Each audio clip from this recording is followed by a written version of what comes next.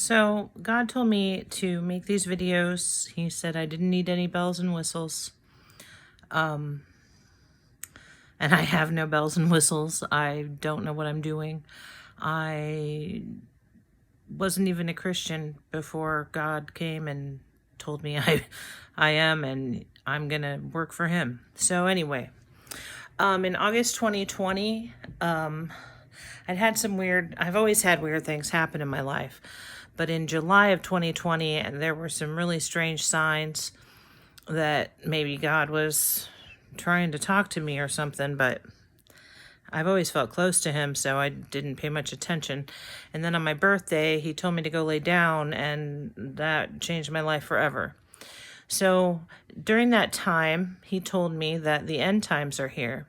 And I'm from a Christian background that doesn't really discuss the end times. I was raised Lutheran, and it kind of seems like they just kind of ignore it. I've watched some YouTube videos trying to get to what they actually believe, because even my mom, who was a pastor's wife for many, many years, isn't sure. So anyway, he started having me read the Bible and kind of piece it together for myself. And I was like, wait a second, this isn't what I thought. So a lot of Christians believe that Jesus Christ is going to come back, because that much is clear to everyone. So Jesus Christ is going to come back, and somehow we're going to go to heaven. And that's just simply not what the Bible says on any level. So after he told me that the end times were here, he's like, research what this is. So I started reading, and I was like, wait, we have 1,000 years on another earth with Jesus? And then there's the battle between Satan and Jesus, and then we go to heaven? And so I started doing more research and kept reading my Bible, and it became very clear that according to the Bible and according to many people's beliefs, that's what's going to happen. We have 1,000-year new earth coming up. It's called the Millennial Kingdom. No one is in heaven right now except for Enoch and Elijah, and of course Jesus, and then there's some celestial bodies of something I don't quite understand yet, and then there's the angels. But the heavens right now, God has told me, the heavens on a good day are 100 times worse than the worst day on earth. So apparently the heavens are full of all kinds of battles, and no one's up there. Then no one will still be up there for 1,000 years. The really bad people, the wicked, will remain dead, the ones that are dead. And then the Christians, the good people, they're all going to be raised from the dead when Jesus returns, which is going to be according to what God has told me. But please bear in mind, he does not always... what's the word? When it comes to time, you just can't believe what he's telling you. Like he's leading me to believe he means 7 literal years, but in his world, there's no time to God. Time is an earth thing. The only reason we have time is because of the sun. To God, time is just a completely different concept.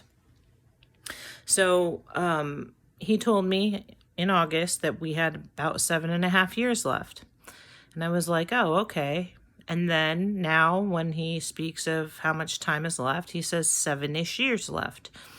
So I know that he's staying consistent with the time he's said, but I also know that God does what he wants.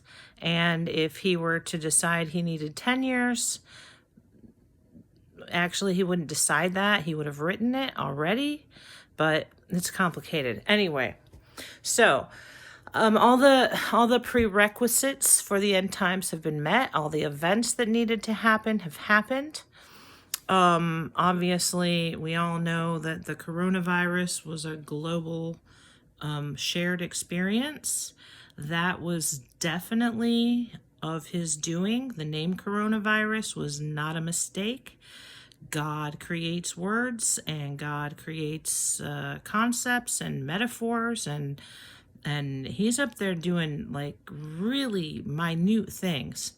So even the naming of the coronavirus is evidence that God is behind it. We're going to be seeing a lot of the things foretold about in the Bible, and especially Revelations. He has told me directly that we are going to see a massive increase in famine and drought, and fires are going to continue to ravage the earth. When you truly believe that there's only 7-ish years left, it makes these things a little easier to handle. For example, when I first heard about the fires in Australia, I was just heartbroken. How do you get those animals back? How does that land regenerate? And then we have the global warming and all that. And when you realize that he's in control of it and he has a plan, so there's a fire somewhere. This is just the earth. This is the drama that he needs to happen on earth.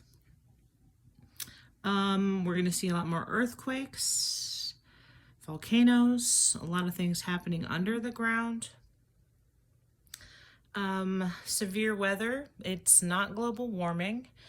There might be some influence from mankind, but God doesn't allow any influence to happen that's not by his own written word.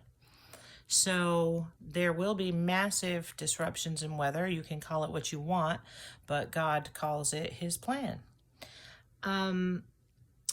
So we're going to see a lot of strange behaviors from animals. We're seeing that with the gang of Chinese elephants wandering through China, wreaking havoc.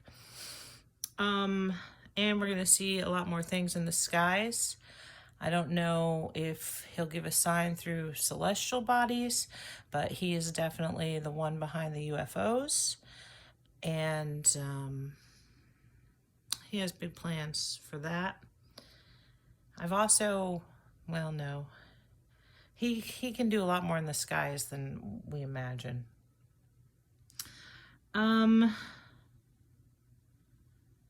So what does this mean? The end times are here. Well, one thing that you can kind of plant in your head is that once you wake up and see all that he's doing and put the pieces together, and mankind starts to realize that maybe God is angry and God is coming back, we're going to have to kind of readjust why we're here and what we're doing.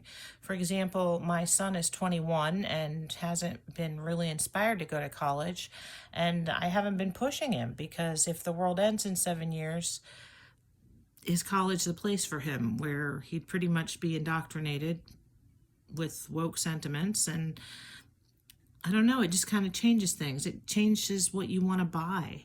Are you going to buy something because it might be worth money in 20 years? No, you're not. You're going to spend your money differently. You should be spending it doing God's service, because you don't have that much longer to kind of show God who you are. So the end times are a very exciting thing for God. He says he's been waiting his entire existence for this moment when he can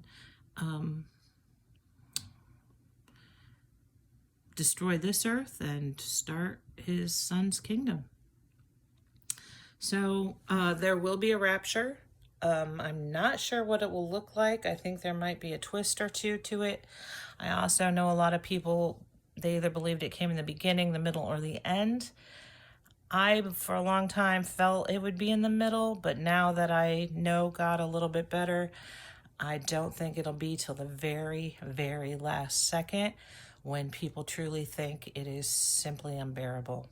And I'm not necessarily trying to scare you, but the better prepared you are spiritually to handle those things and to accept that you're doing a great service to the Lord, and that you are deeply blessed for being able to live through this time, it'll just kind of change things for you. So it is scary, and even I get scared sometimes, but it's also going to be absolutely glorious. So anyway, it is the end times. God bless you.